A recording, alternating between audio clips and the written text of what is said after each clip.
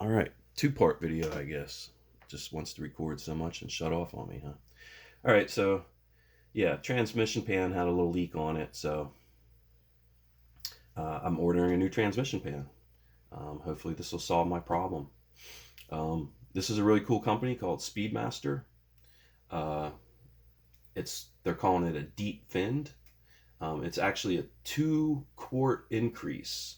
So obviously that means it's got a little bit bigger capacity for transmission fluid. So I'll be able to put an extra 2 quarts of transmission fluid in there to help it. Um, it'll keep the temperatures down. It'll help it shift a lot better. Um, so pretty nice feature on this. Also, you can see up here it's got a drain plug.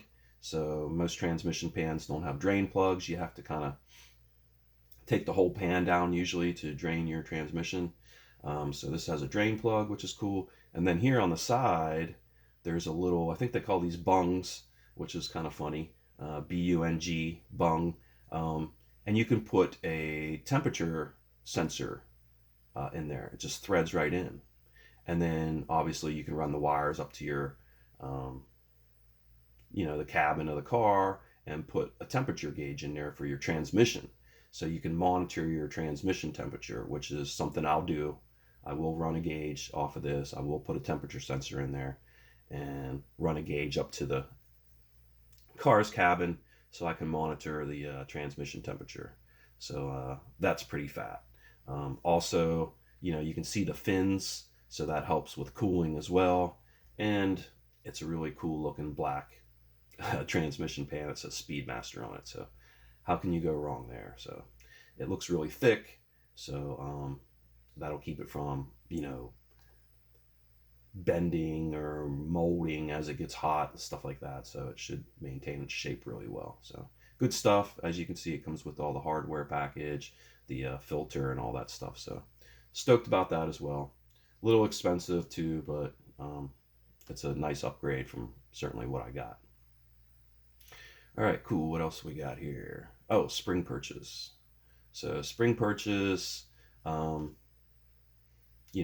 the springs, or, I mean uh, the coil springs. It's called a coil spring seat. So these are really cool too. This brass bar that you see in the middle, that's actually a bearing in there as well.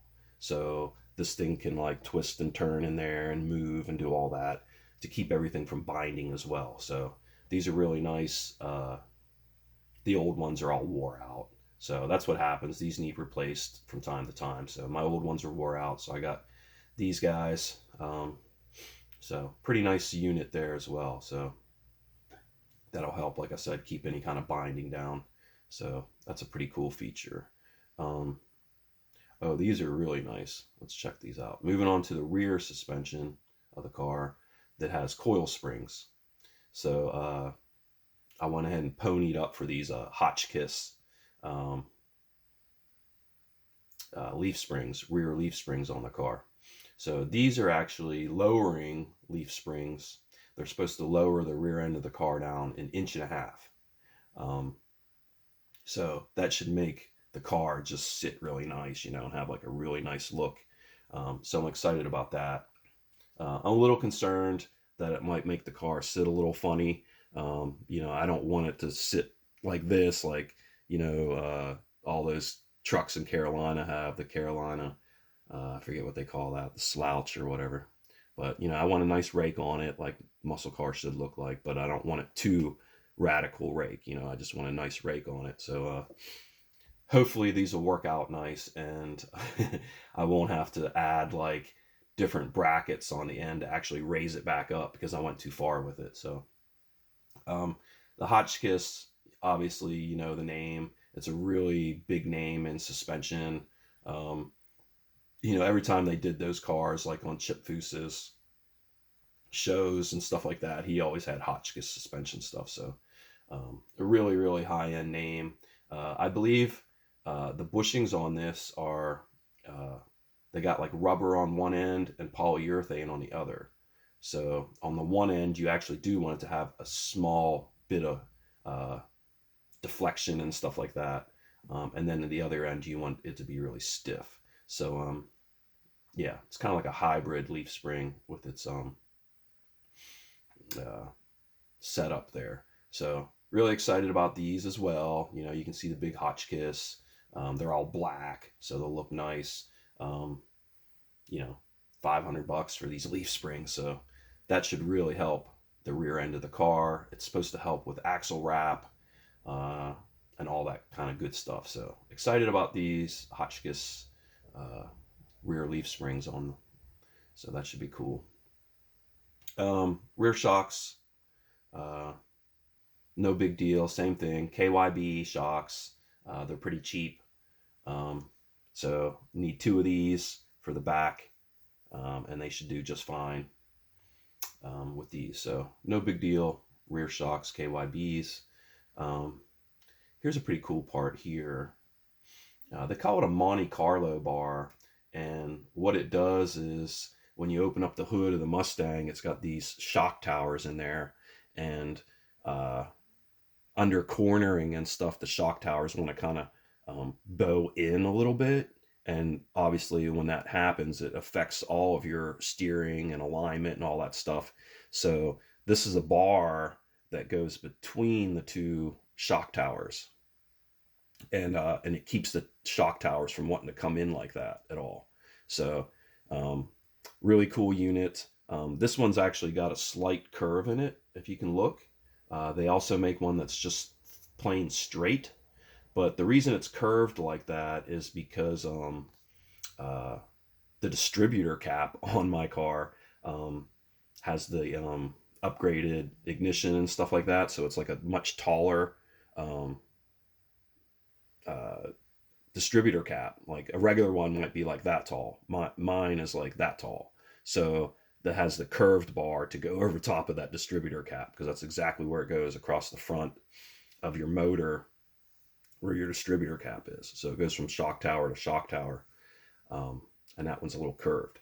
So this thing's cool because it's got a spherical bearing in the one end that allows it to kind of do a little bit of a twisting and turning as well.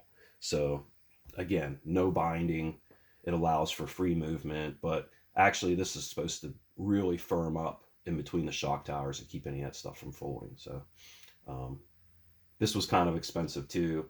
I could have gotten just a cheapo chrome Monte Carlo bar for like $35. So again, I ponied up a little extra and got a really nice component here. So this should make a big deal, keeping everything from moving and changing the whole suspension setup and alignment and all that stuff. So I'm doing a lot of things to kind of make sure the front end doesn't twist and turn and mess with the alignment. So some good stuff here. Uh, Another suggestion the guy said was uh, to put a better